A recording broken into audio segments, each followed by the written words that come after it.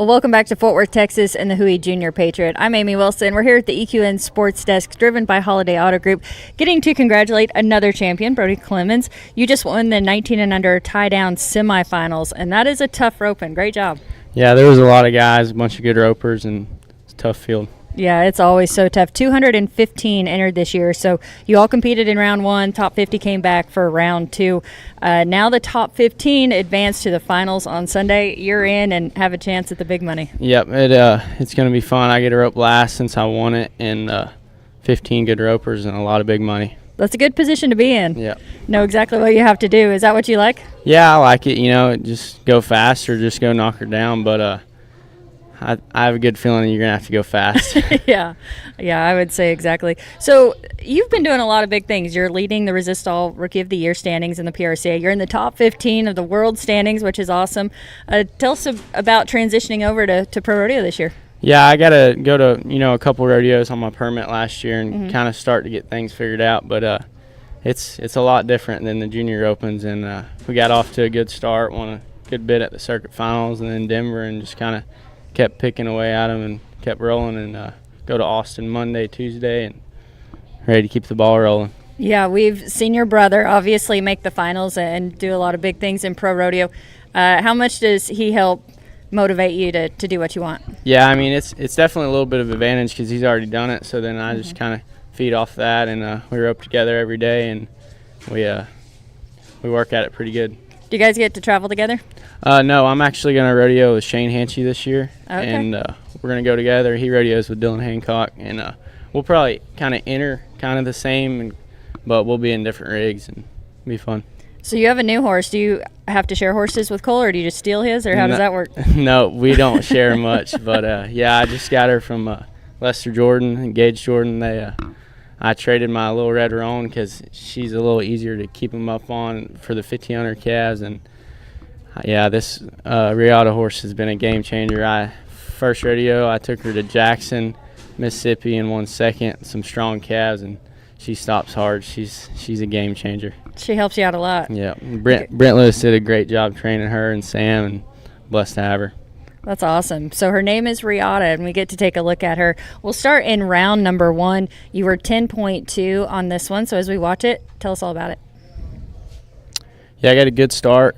Pretty good calf. She's supposed to be really strong, actually, and she's kind of just a little wiry flanking right there. And I just knew it just tie her down and get back into that top 50, and then you just got to draw a good one in the top 50 and make a good run. Just kind of goal was just to get back. So we'll get to watch it again in slow motion. Tell us all the things that she does so right for you.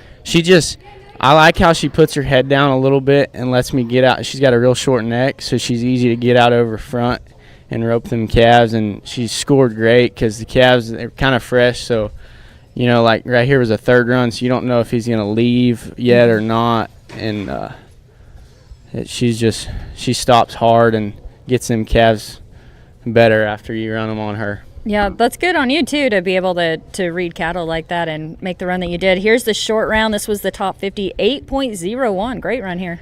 Yes, ma'am. I had a great calf, and I knew it. And I actually had another callback directly after that. I had to ride back up the arena. So I knew that was the good one, and then the other one was super strong. So I wanted to go at her and I knew I could win the roping because it was only within like a second of high call, so I knew if I go at her, I have a good shot at winning it. And horse is great right there.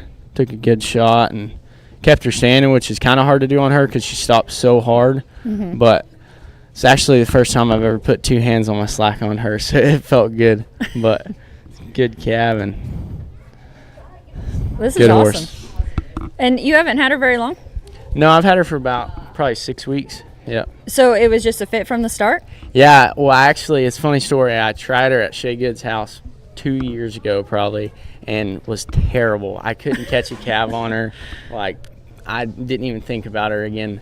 And then a year and a half went by, and I think Gage did some pretty good for her, just like as far as like chilling her out. He's in the 1500, and they did a lot of scoring. And, I mean, she just – like when I rode her at Dillon's when I tried her the second time, and I took two calves, and the way she stopped, I mean, there was a couple things that needed to click, but I knew with that stop that I had to have her. Yeah, well, it obviously looks great, and that's really cool if you can just instantly be with a horse like that. You mentioned Dylan, and we've talked about your brother, and then there's a lot of content of you guys on roping.com, and you were helping with the calf break-in this year too, weren't you? Yeah, it was pretty cool. I mean, not a lot of the guys didn't show up, and I'm young and craving cattle, so I went over there, and I probably run 40 calves, and it was fun, and got to work at it, and a couple NFR guys there and helping me, and it's pretty fun. Well, that is cool. So they gave you a few pieces of advice? Yeah, a few pointers, a couple things to work on, and it was a good time. I like that. It's a good group of guys. So, yeah, if you want to check out the calf break-in, it's on roping.com. All year long, you'll be able to see lots of highlights of him on calfroping.com. So we look forward to all of that. You're headed to Rodeo Austin on Monday, so you'll be here for the finals on Sunday, then on to Rodeo Austin. I'm going to rope here Sunday, and then I'll drive straight down there, probably go to Shane Hancey's house, and then go over there to Austin on Monday. Awesome. It's going to be so fun. Yes, I know you're looking forward to this year. You're from Florida. Talk a little bit about your upbringing and how you developed this love for roping calves. Yeah, so we grew up on a big ranch. My dad and his dad run the sale barn down there, and we kind of just ran the sale barn for a while. Me and my brothers worked back there in the alley, and it was dusty and not much fun, so I didn't want to be there no longer. So we moved. Me and my mom moved out of Okeechobee, I think my sophomore year, and it was a big change because there's not a lot of calf ropers in Florida, and then moving out here, it's pretty tough competition. And I think where it all really kicked off was my junior year at Texas State Finals. I was able to win that, and that kind of got the ball rolling. I knew that I could hang with them. Yeah.